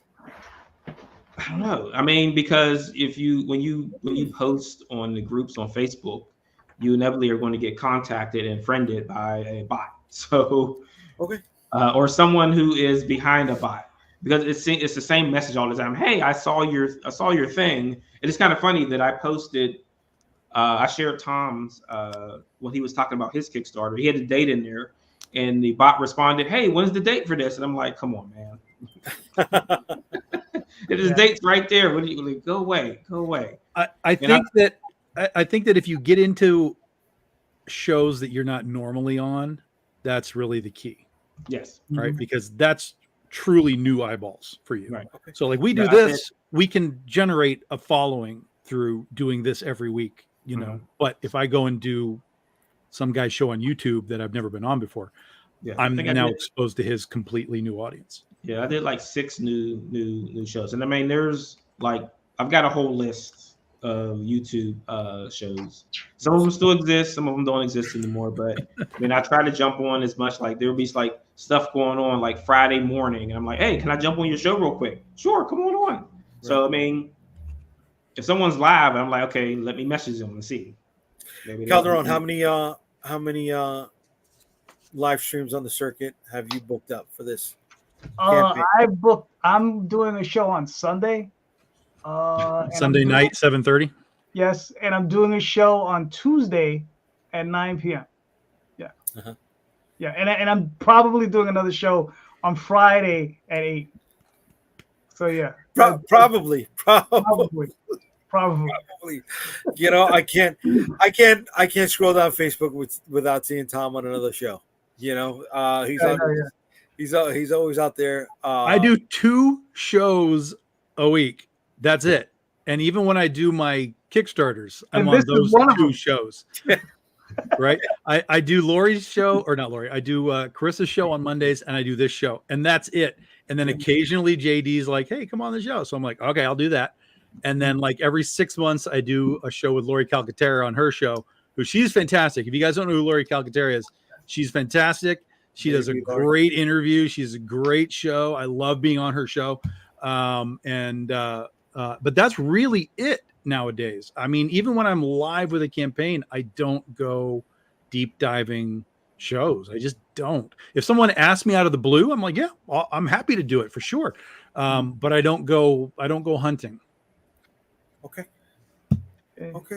Yeah. Sorry, I gotta go hunting. You know, I'm one of those. I gotta do it. I gotta put in the legwork for it. Right. That's how it is.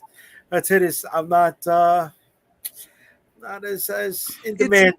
For me, it's always like, well, it's not even. I'm not in demand. No one's asking. Okay. No one's coming, and that's my whole point, right? Is like for me, I'm like, well, if they wanted me, a lot of these guys know who I am. Like, all they got to do is ask, and I'll chances 9 times out of 10, I'll be able to say yes, depending on the day. But I kind of am like, if they're not asking, maybe they don't want me, and I'm just not gonna like bother them for it. If someone needs content, I'm here, y'all. I go on Del Guzman's show every now and then with Comic Menu, and we talk movies and do weird stuff on his show, but that's very erratic. It's just kind of whenever they need a fill-in guy, they're like, hey, you want to do it? I'm like, yeah, sure. What the hell? But you're not going out there like Oliver Twist. Will you please put me on? I used to, and I don't mind doing shows like at all. Like I said, I love doing it. I have no problem doing it, but, I feel like I got better things to do than chase it. So I just kind of try and make it known that, yes, I will more than likely come and do your show if you invite me and, pay my appearance fee. Holy shit. Your invoice should be in your PayPal by now, Jay. Shit. Listen, the fact that I'm going to beat you in fantasy this week should negate any invoices coming my way. Right, that covers whatever. No, if you win, the invoice is doubled. You don't understand. Son of a gun. Yeah. Son of a gun. Yeah. I didn't write the rules. I mean, I'm just, I just play by them. I got you. I'm there. I'm with you. All right. I'm not saying anything. Mea culpa. All right, but when we got when we started off the show, we were talking about some of the movies that are coming out that we can't wait to see. Like Hellboy or The Crow when it shows up on live stream. It is on live stream. You can stream it now. I mean, excuse me. Netflix. Tubi. Has to be on Tubi. Tubi. Tubi. Do you think that hurts the community as a whole? Do you think it hurts the independent films or the lower tier? When those movies bomb like that? Yeah, Or- the lower tier yes, properties. Yes, because so for how many years now were they talking about Robotech, Akira, Voltron, live action movies? Dude, decades. Yeah. And every time one of these Transformers or He-Mans or whatever bombs, it just moves it further back of it not happening. So yeah, the Transformers one bombed. no. I'm talking about like Oh. in reaction. So reaction to the Transformers movies when they weren't doing well. So they were doing really well up front, and then all of a sudden people got sick of it, and then it became like not good movies. So then those other movies get hit when those things don't do well. But the new Transformers is not blowing the place up either. No, It's getting good reviews. Like generally speaking, it's getting good reviews, and it had a good opening weekend, especially based on like the budget is like 75 million or something. Mhm. So it's going to make its money back, but it's not going to be a gigantic. Right, but is that backlash from the other as the other ones went down the tubes? So to speak? To a degree, but I think it's also guys like me who are Transformers fans. I saw that trailer and I was like, this looks like some Pixar bullshit. Yeah. Like this looks like Cars, right? Mhm. But they transform, and I hate Cars. I don't want to go anywhere near Cars movies. So when I saw the trailer for this, I was like, I am out. I don't have any interest in seeing this thing. The thing is, it looks like something from it looks like a Pixar movie, but it looks like a Pixar movie from the 90s. Yeah, it doesn't look, like what we would expect to see today, Mhm. right? I mean, we all saw Bumblebee, whether you like it or not, it doesn't matter. But I thought it was all right. yeah, okay, very nice. But the first 10 or 15 minutes when they're on, Cybertron. Cybertron, that's how I would want to see an animated movie done. That's what everybody wants, and I don't understand why they don't understand Right. that. Exactly. Right.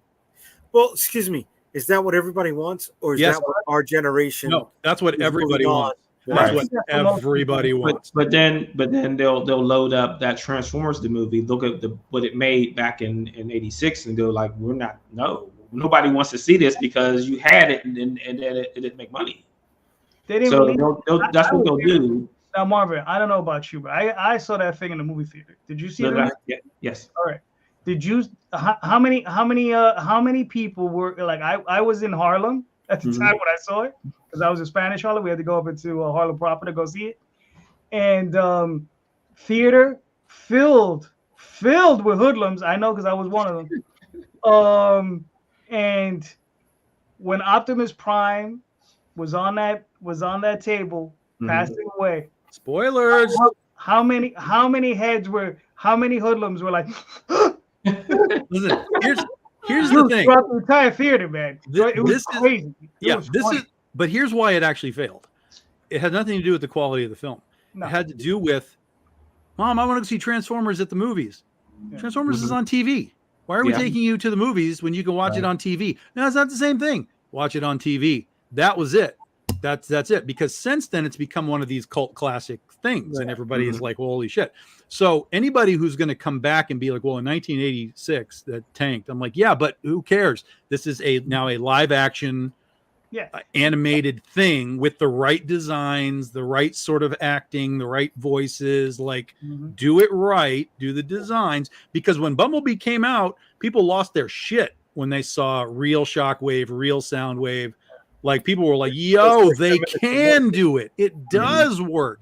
And then we got this Beast Wars piece of shit where they redesigned everything again. Mirage is not Mirage. Wheeljack is not Wheeljack. Holy fuck, you learned nothing. Right. You know why? Because there's all these executives that want to put their stamp on it. Well, I'll tell you also why. It's partially because of licensing and toys. They Oh, don't want the same designs because they can't sell the same fucking thing over and over again. So they got to keep redesign. Even Optimus Prime, right through all of the Transformers movies, Oh, yeah. he changed a little bit each time so that they could sell a new Optimus Prime. Yeah. Right. No, And but we never also- got Hot Rod. Right. But also, I think one of the things Hot is Rod, that of I course, think, Rosario is here for Hot Rod. Of course he is. but I think one of the things is, Like is Hot that, Rod too? that our culture just naturally just look. How many comic books have we seen transform, made into movies, translated into film or whatever, A or lot. into animated features, and they don't stick to the story that's in the comics, right? No. Like we know the stories from the comics, and they don't stick to them, right? And we're like, why, right? Why was Galactus a floating cloud, Budget. right? I don't even think that was a budgetary reason. Well, You know, I mean, I that's, just think somebody said, because the thing is that came out of a Warren Ellis comic when he was doing Fantastic Four Mhm. in the Ultimates universe. Right. And, Oh, I yeah, mean, yeah.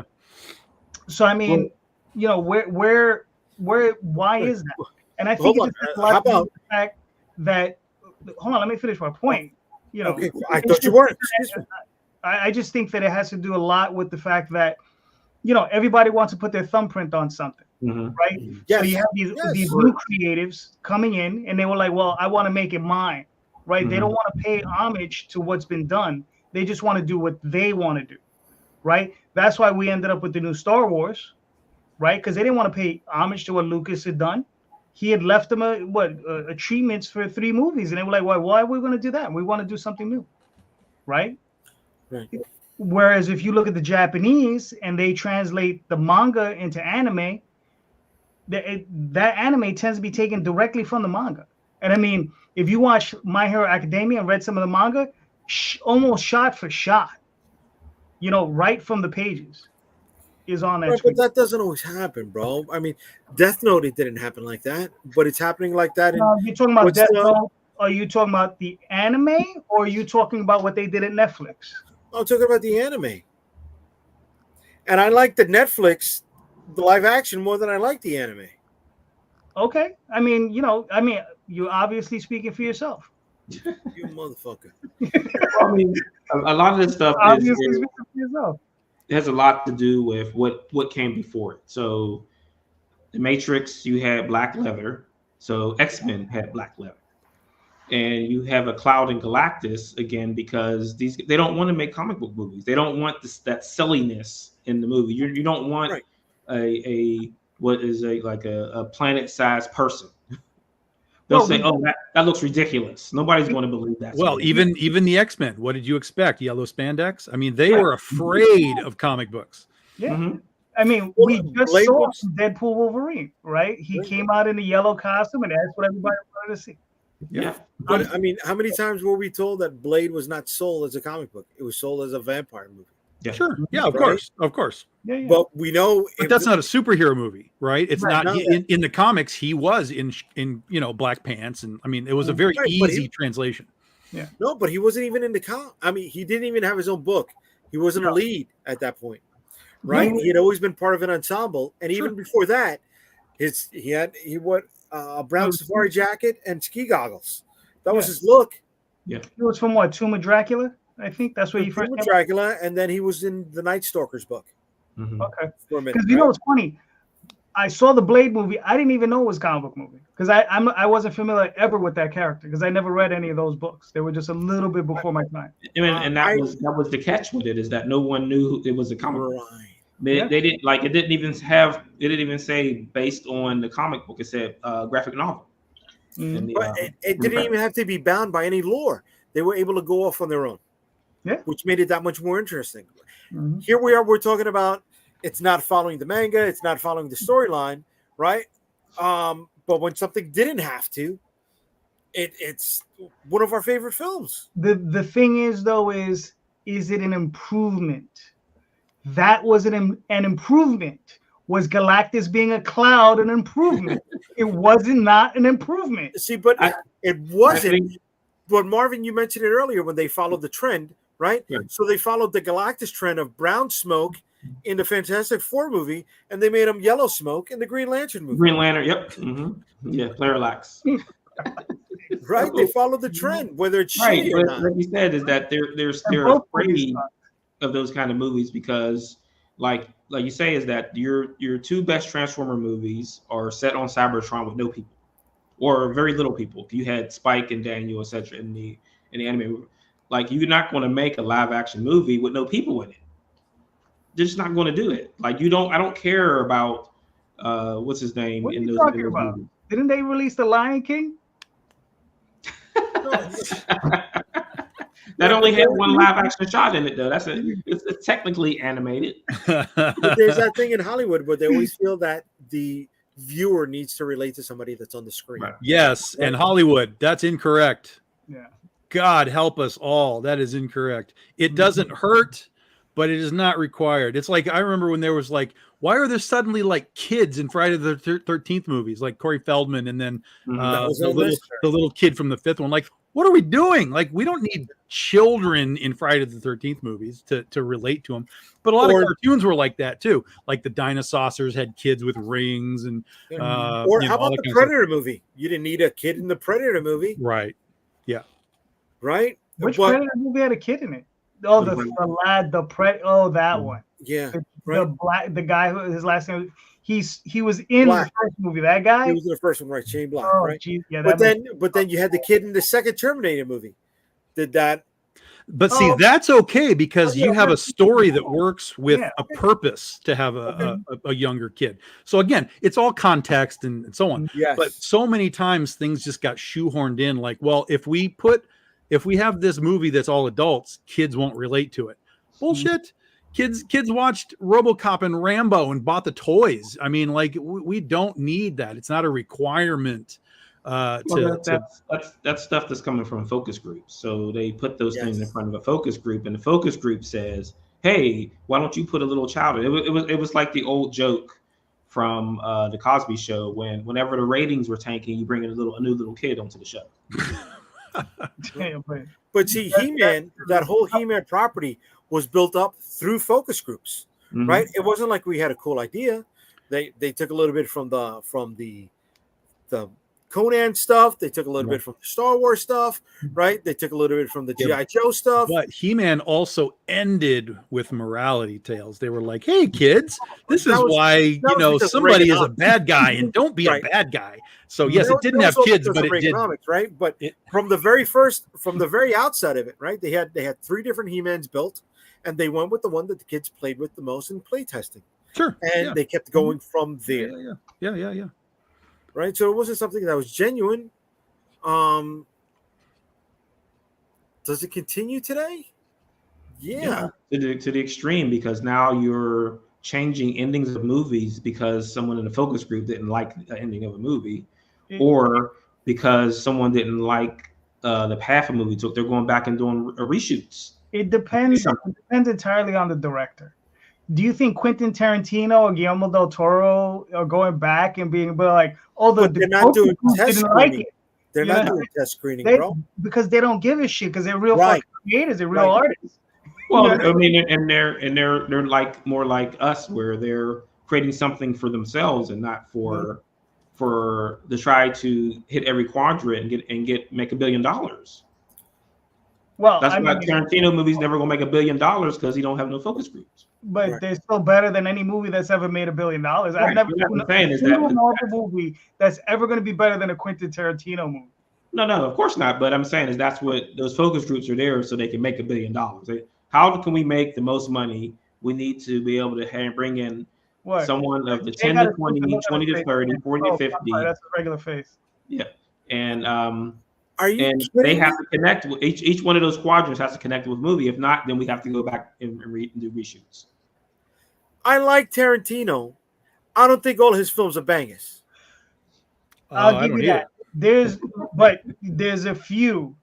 I mean, if you take Pulp Fiction, Marvel has never done anything in comparison. Okay, 4 Rooms. Come on. He was one of the directors of that was done by people. He still got his stamp on it. Dude, did you like his of the 4 Rooms? Yeah, I did. Which one was it? It was the third one. The third story in there. Who was in it? Oh, that I don't remember. So then, how do you know that it was a third one? Let's just make it easier. Death Proof. Death Proof was funny, but It yeah, but no, wasn't. that wasn't one No, of it his wasn't. greatest. It's not good. It's not good. It's not No, good. it wasn't, man. It's not good. Just like Jackie Brown, I like Jackie Listen, Brown. I'm gonna do your social media a favor right now, Jay. Here it is. This is what I told you how to do this earlier in the show. Quentin Tarantino has 2 good movies, and that is all. Woo! And the 2 of them are Woo! Inglorious Bastards and Okay. Django. And Django. Django's good. Yeah. Pulp Fiction's good. Nope. Yep. Nope. What is it? The Nope. the Hollywood movie, the last one. he did? Nope. Yep. Nope. No, I did not like. No, Nope. That's No. fine. I don't. It's fine. You don't like not it. once upon a time. in Hollywood, I no. don't care if you like it or not. It's still good. No, I can Nope. appreciate it. I can appreciate it. I don't think it's. Yeah. I I like remember- Hateful Eight more. I remember watching what's the one? Was it Hateful Eight? Is Yeah, that what it's Hateful called? Eight. Hateful Eight. I remember watching Hateful Eight. It was on Netflix. So I was like, all right, let's watch this because I like westerns. And I'm watching this, and I'm like, this is the most boring thing I have ever seen in my life. And I started posting online about it. I was like live tweeting it, like, what the fuck is going on? And then I posted like, if this is one of these movies that he does again, where we go through this whole fucking story, and at the end there's a massive shootout and everyone's dead, I'm gonna be pissed. And that is precisely what happened. Yeah. I think the worst part of that movie is the out of nowhere voiceover that he does Yeah. to explain what it's like. What are we doing with why are we explaining instead of showing what's happening in this movie? Why are we doing the whole entire scene? This is what Darmagoose saw. I'm like, what is going on? Yeah. The English was a better Western than Hateful Eight, but the English Everything's had, better than Hateful Eight. Like what, 8 almost episodes, everything 6 is better. episodes? I like the, Even Magnificent Seven? Well, this is Which hard. That's Magnificent rough. Seven? Which one? Magnificent Seven? Right. Which Remake. one? The I remake. assume he means the remake. Yeah, the remake was rough. Remake Oh, was the Denzel rough. Washington one? That was Yes. tough. That That was was bad. tough. It's Yeah. rough. That was Young good. Gun better than Young Gun. I'm not a. I mean, Young Guns is better, but I'm not a Young Guns guy. I like Young Guns too.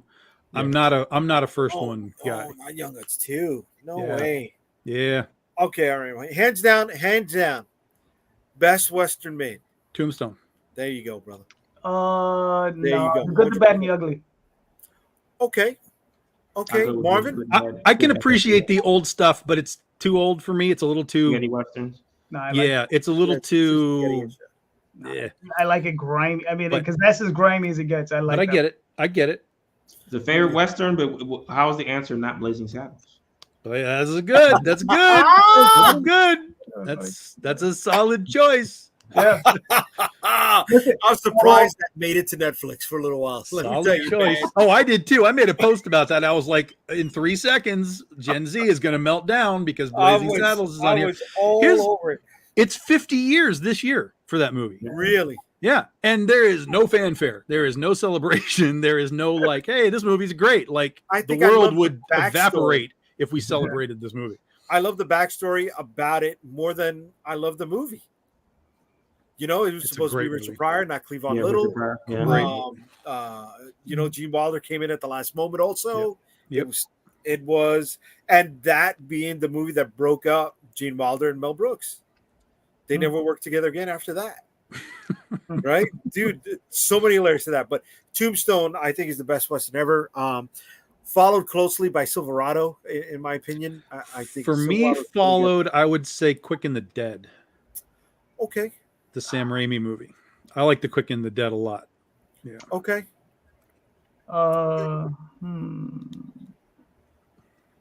Probably The Unforgiven. You know, I have never seen that all the way through. That I would, didn't. I would go with The Unforgiven. That was a little too slow for me. I struggled with that one. Yeah. Yeah. It's one of those that I feel like I should see and go back to it, but I just haven't. Yeah, it would either be that one or A Fistful of Dollars. What else? Okay. Mhm. Okay.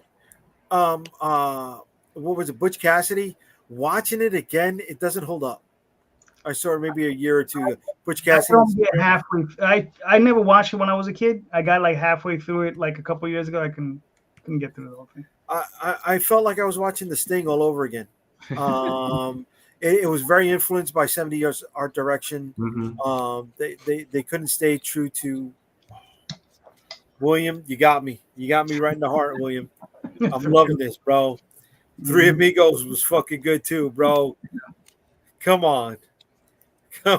Jay, I'm going to give you another social media moment. What? Three Amigos. Are you fucking kidding me? Let's just throw the guy under the bus who's Never did anything for me. like it. Chevy Chase, just throw him under the bus. No, Really? You don't like Chevy Chase, Marvin? He's done a couple of good movies. I like Chevy overall, but like I don't think he was like a problem, but the movie just never connected with me. Yeah. Oh, so good Yeah. for me, dude. That Little was- Nettie Nehemiah goes to war. I mean, oh my God. See, this hurts because There you I go. made her watch it and she didn't My like people are here. it. A plethora of piñatas. It was a good fucking movie, bro. It stands out. I'm still here on Guapo is one of the lines I use on a daily What- basis. What It's are one of your my thoughts go-tos. on the Banderas Zorro movie? The first one, not the second. I watched the second one for the first time ever. I never watched it the whole way through. The second one is so bad. It's just Second like one was My bad, but the favorite Zorro movie is Zorro the Gay Blade. it's That just movie's me, hilarious. Zorro. I'm Dude. here. Yo, that I movie's love hilarious. Zorro the Gay Blade. That movie's hilarious. I got the boss fights when they did Zorro the Gay Blade. The best Zorro Gay Blade cameo, though, I felt was in the Joaquin Phoenix Joker movie. That was the one that was on the marquee. Oh, okay. Zorro the Gay Blade. It was Mhm. just, I felt it was perfect. Is that what they saw when they killed Bruce Wayne's yeah. parents? Yeah. Yeah. Or that was what was in the alley. But it's red like a rose. Yes. Fucking. You see, I got him. It's a funny movie, man. It's hilarious. George. But it also has a lot to do with the fact that I was 12 Yeah, of when I course. watched it. You know what I mean? I mean, that has a Yeah. lot to do with it. So it's just, I think what we Perfect. need in this society is Blazing Saddles action figures. I think we would settle a lot of problems in this world if we could all just play with Blazing Saddles action figures. Well, I Here we think go. have Here we go. those. Calderon. And you can have you can Like a you can have banana. all of the figures, and then in each one you can have a build a figure for Mongo. That's awesome. That's awesome. But you gotta give me director Dom DeLuise also. Of course. His his segment was the best in the whole flick. Oh my God, there's so many great fucking lines in that. We could go all night with that stuff. I feel like that's $1 million idea waiting to happen. I need to go talk to McFarlane about Blazing Saddles figures. There you yeah, go. put And it like, in the just movie put me in Maniac. charge. I'll take care of There this. you go. All right, follow me. A great night as a kid. Calderon was Friday night, Channel 11. Zorro the Gay Blade, followed by Saturday the 14th. Perfect. Jesus, that's some brain damage coming out of that. My God. Ooh, We okay. watched one like when I was younger. I think it's from the 30s. It's called The Terror of Tiny Town.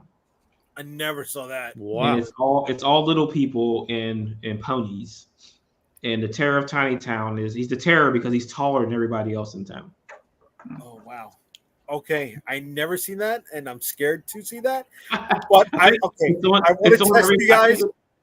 I really want to test you guys right now. Trivia time. It's trivia time.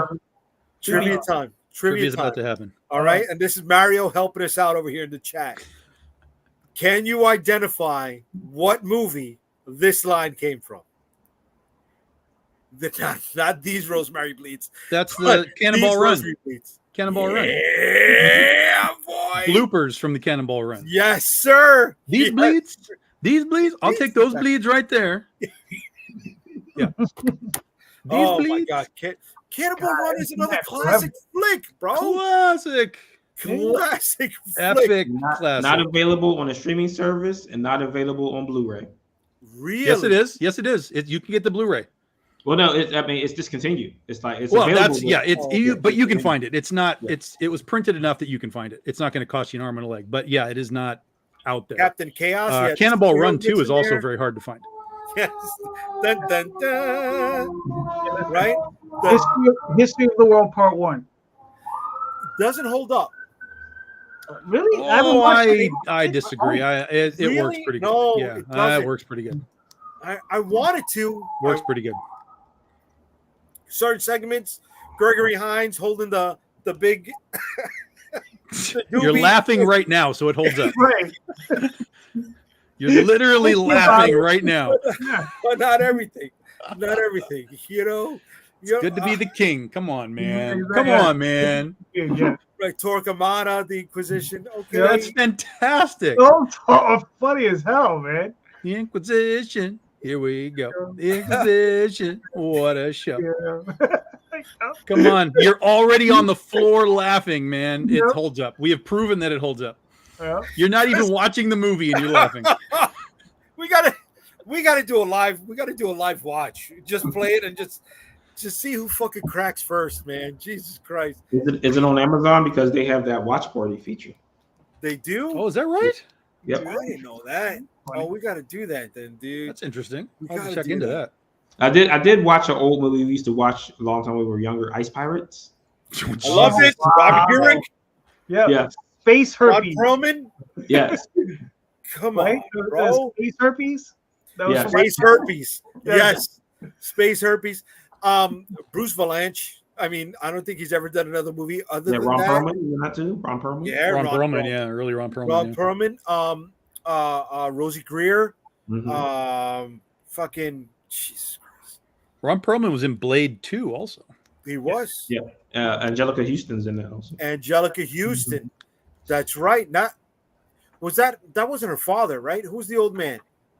Was that Denise Crosby's father in that movie? Was it?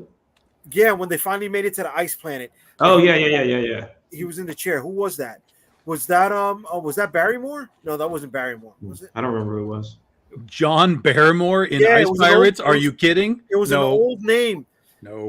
The actor who played Denise Crosby's dad when they finally made it to that planet was an older guy. He was a 40s guy, a 30s guy.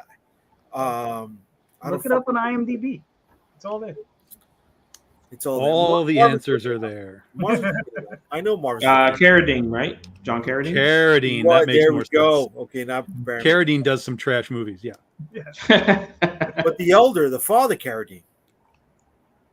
Sure. Yeah. Yeah, oh man, dude, the 80s was the fucking best. Yes. 80s was the fucking best. I'm Yes. sorry.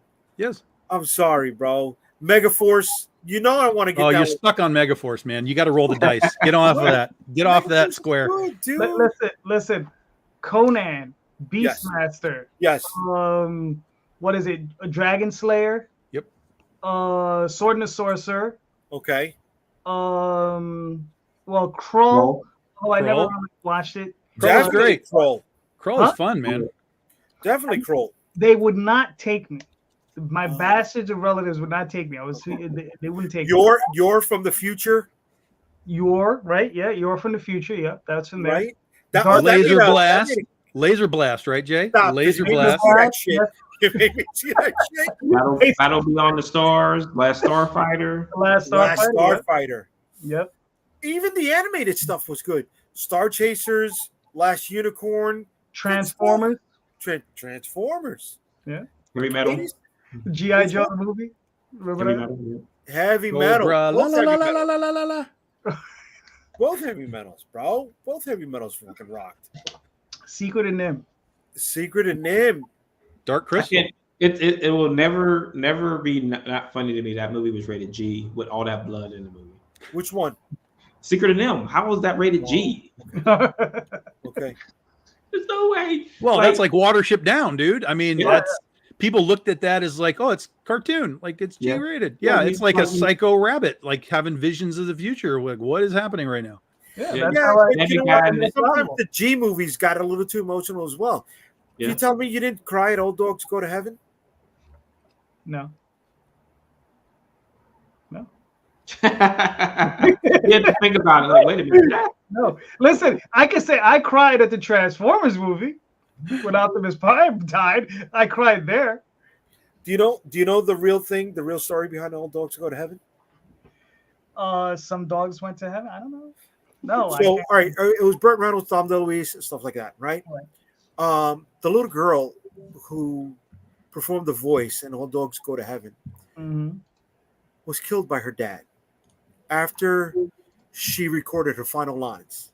Oh, that sucks. Burt Reynolds had not recorded his end to the movie, Mhm. and it took him more than 60 takes to get through his lines because he heard the girl's voice. Right. After That knowing what happened. girl is Judith Barcy, and she was the girl from Jaws: The Revenge. No way, dude. Yeah, I hadn't forgotten that happened, but they have that guy who does those videos, those true crime videos on YouTube and Twitter and things like that. He did a video on it. Yeah, I think her father killed her and her mom. Yes. Yep. Well, but in the context of the movie, that's a very sad story, but that has nothing to do with the film. Yeah, okay, he You know what I mean? died. It's a tragedy. Died. The person you were rooting for the whole movie, Burt Reynolds, dies, goes to heaven. Okay. I mean, it's in the title, but this is a kid Hollywood animated flick. If I had wrote that, I would have called it All Dogs Go to Heaven, and everyone would have assumed that All Dogs Go to Heaven. But I would have sent that guy right to hell and been like, "Look, maybe not." You would have put a Maybe shot not. in the movie. No, it'd have been. Like, remember they had that scene in Tom and Jerry when Tom died and he went to heaven and they kicked him out and he went to hell. Yeah, the steps. That Has You anybody gotta have a watched, twist. You gotta have a twist, man. Has anybody watched Drag Me to Hell recently? The new one? The No. new one? There's another one? Well, Wait, no. the one- Well, the most the one in the recent. early Oh, 2000s. okay. Yes, Whatever. I haven't seen Yeah. it recently, but I've seen it. No, Oh, okay. I was just wondering if it holds up because I'm wondering if I should watch it again. Because I found it funny when the CGI it doesn't look good. The CGI, everything else looks okay, but the CGI it looks really bad. I'm sorry. Spoilers. Is that spoilers? Is that the one that the final scene is on the train tracks? I don't know. Yes. I don't know. I Okay, don't remember. It's been a while. Yes, it's the Rami one. Yeah, I just remember the little kid gets dragged to hell in the beginning. It was hilarious. Once I saw that, I was like, everybody in this movie is screwed. I was like, Yeah. I was Yeah. like, nobody's making it. Yeah.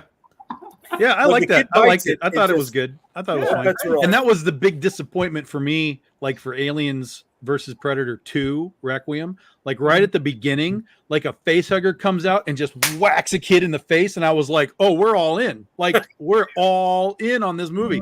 Yeah. And then the rest of it was straight trash. I was like, you can't put that teaser at the beginning and then the rest of this movie is like filmed in the dark. And just with terrible characters. I was really bummed because that was That's a like the great 1980s scene. Blob. 80s Blob is pretty good for a remake. It's a pretty good, fun. I mean, I'm not saying good, but like Okay. Yeah. it's one of those like so bad it's good movies. Like I was traumatized. No one told me that Erica Leniak got killed in that movie. I was like, oh no, Erica Leniak. I didn't remember she was in it. Wonderfly. Yeah, she's the one in the car. They were making out in the car, and then the Blob. Is Blob the gets Fly from the 80s or the 90s? I don't remember. The 80s. Fly is 80s. The first one is the 80s. Yeah, I think it's uh, 88, 89, something like that. Okay. You mean the remake with Yeah, the remake. Yeah, The remake, yeah, because the original one's like from what, the 50s or 60s? yeah 1986, in fact. Oh, okay. Brundle Fly. Brundlefly. Here's a crazy thing. Like I had never seen the original Fly before, from what the 50s or whatever it was. And so they had the whole box set on Scream Factory or whatever for sale. So I was like, yeah, give it to me. It was like $30 for 5 movies. And so I watched the first one, and goddamned if it wasn't teleportation too. Mhm. Like in the 50s, this is pre-Star Trek. They Yeah. were talking about teleportation stuff. So I was like, that's super weird. But the first one is good. The second two are not good. They're not good. Well, I mean, Second two in the 80s? No, the second two in the 50s Oh, are not okay. good. Well, the sequel to the Fly was the other one wasn't good either. Right, with Eric Stoltz. Yeah. Yeah. Yeah, it's okay. It's not. It I mean, didn't I like have its. the original ending from the first black and white movie, whereas the little guy and then in the web and the guy's like with the rod. That's not the Fly. That's not the Fly. That's the That's not the incredible Fly? shrinking. That's the incredible shrinking man. No, that's the Fly. No, that was That's the Fly. the Fly, Help me, yeah. help me. When he's in this web and Vincent Price picks up that rock and crushes him. That's Yeah. not the Fly. because he Yeah. has The he has Fly goes head- into big head mode. Big Fly head Oh, mode. remember it Yeah. had the guy's head and then the guy's arm, and then the rest was Fly. And he was in the Yeah. web, and he's like, "Help me!" And Vincent Price looks at it and goes, "Holy crap!" And he's Yeah, I remember that part. yeah. You got to go rewatch that, Tom. All right, guys, we're at the 2-hour mark. I didn't think we'd go that far tonight. I want to thank everybody who's been joining us, everybody in the comments for chiming in. I appreciate the engagement. We had a couple laters, but you were here. Everybody who was watching on YouTube, Facebook, and Instagram, and anybody else who's watching later on the restream, thanks. Let us know that you caught us the second time around. Before we get out of here, I'll let my semi-regulars know. I'll give them the chance. Excuse me, to tell you guys where you can find them. Let's start off with Tom. Yeah, you're right. That is from the Fly. How did he go from being big head Fly to being little tiny guy? No, it's because they swapped. They had his body with the flying, and the other guy was the scientist's head on the little fly. Yeah. Yeah. Okay. Yep. I'm with you now. Now I remember. I only seen it that one time. Yeah. Okay. Yeah. Help me. That's good. Yeah. But that's the funny part where he's like, "Help me!" Yeah. So, Tom, now that you know, now we've answered that, right? You're probably watching again. Now I've just got Thriller in my head because of Vincent Price. I'm just running Thriller in my head right now. That's all that's happening. Yeah, it's me. It's Tom. It's Big Dog Inc. You guys know all of this. Big Dog Inc. is the store. Go get some comics. We're going to launch Critter number 24, October 12th. Next weekend, I'm going to be at Mighty Con in St. Louis. And then the weekend after that is Big Texas Comic Con. Myself and Nia Rufino are guests down in San Antonio, Big Texas Comic Con. We're going to launch the campaign at the con on Saturday. All right. And I'm JD Calderon, the writer, the creator of the Oswald Chronicle, Tall Tales Online, Dreamweavers, Magi's Grace, and the Oswald Chronicles, currently on Kickstarter. So go check it out. And this Sunday, I'll be on with that guy up there and that guy over there, and we will be talking stuff about comics. You told me it was things, not stuff. That too. Okay. Stuff and things. So I am Marvin Wynn. We might be stuffing things. So What? That's a different Something show, I things, think. That's a different That's show. going to be a different show. Bill. That's an Instagram show. that's an Instagram. I thought it was an OnlyFans show. Whoa, simmer down, Hammer. Simmer down, Hammer. That's why they call me Hammer, bro. Put your No, baby it's not. oil away. They Put the call you baby Hammer oil because away. No more you're baby a oil. Dumbass one. Marvin, let them know where they can find you, kid. Hit me up, comicsburg.com, and you can get out to all the links to all the other books. Tomorrow, we will be at New Dimension Comics in the Waterfront. For Local Comic Shop Day, I will be going live at 2:30 to run my mouth. My man. Very nice. And I am JD Rosario from Unstoppable Comics. You can catch all of our social media links on the website right now. And please do not forget, October 17th through the 20th, New York Comic Con, booth 1948. We're going to have some exclusives. There'll be more revealed as we get closer to the event. Thank you, everyone, for watching. Thank you for catching us on the restream. Have a good night, everybody. Have a good night, everyone. Thank you.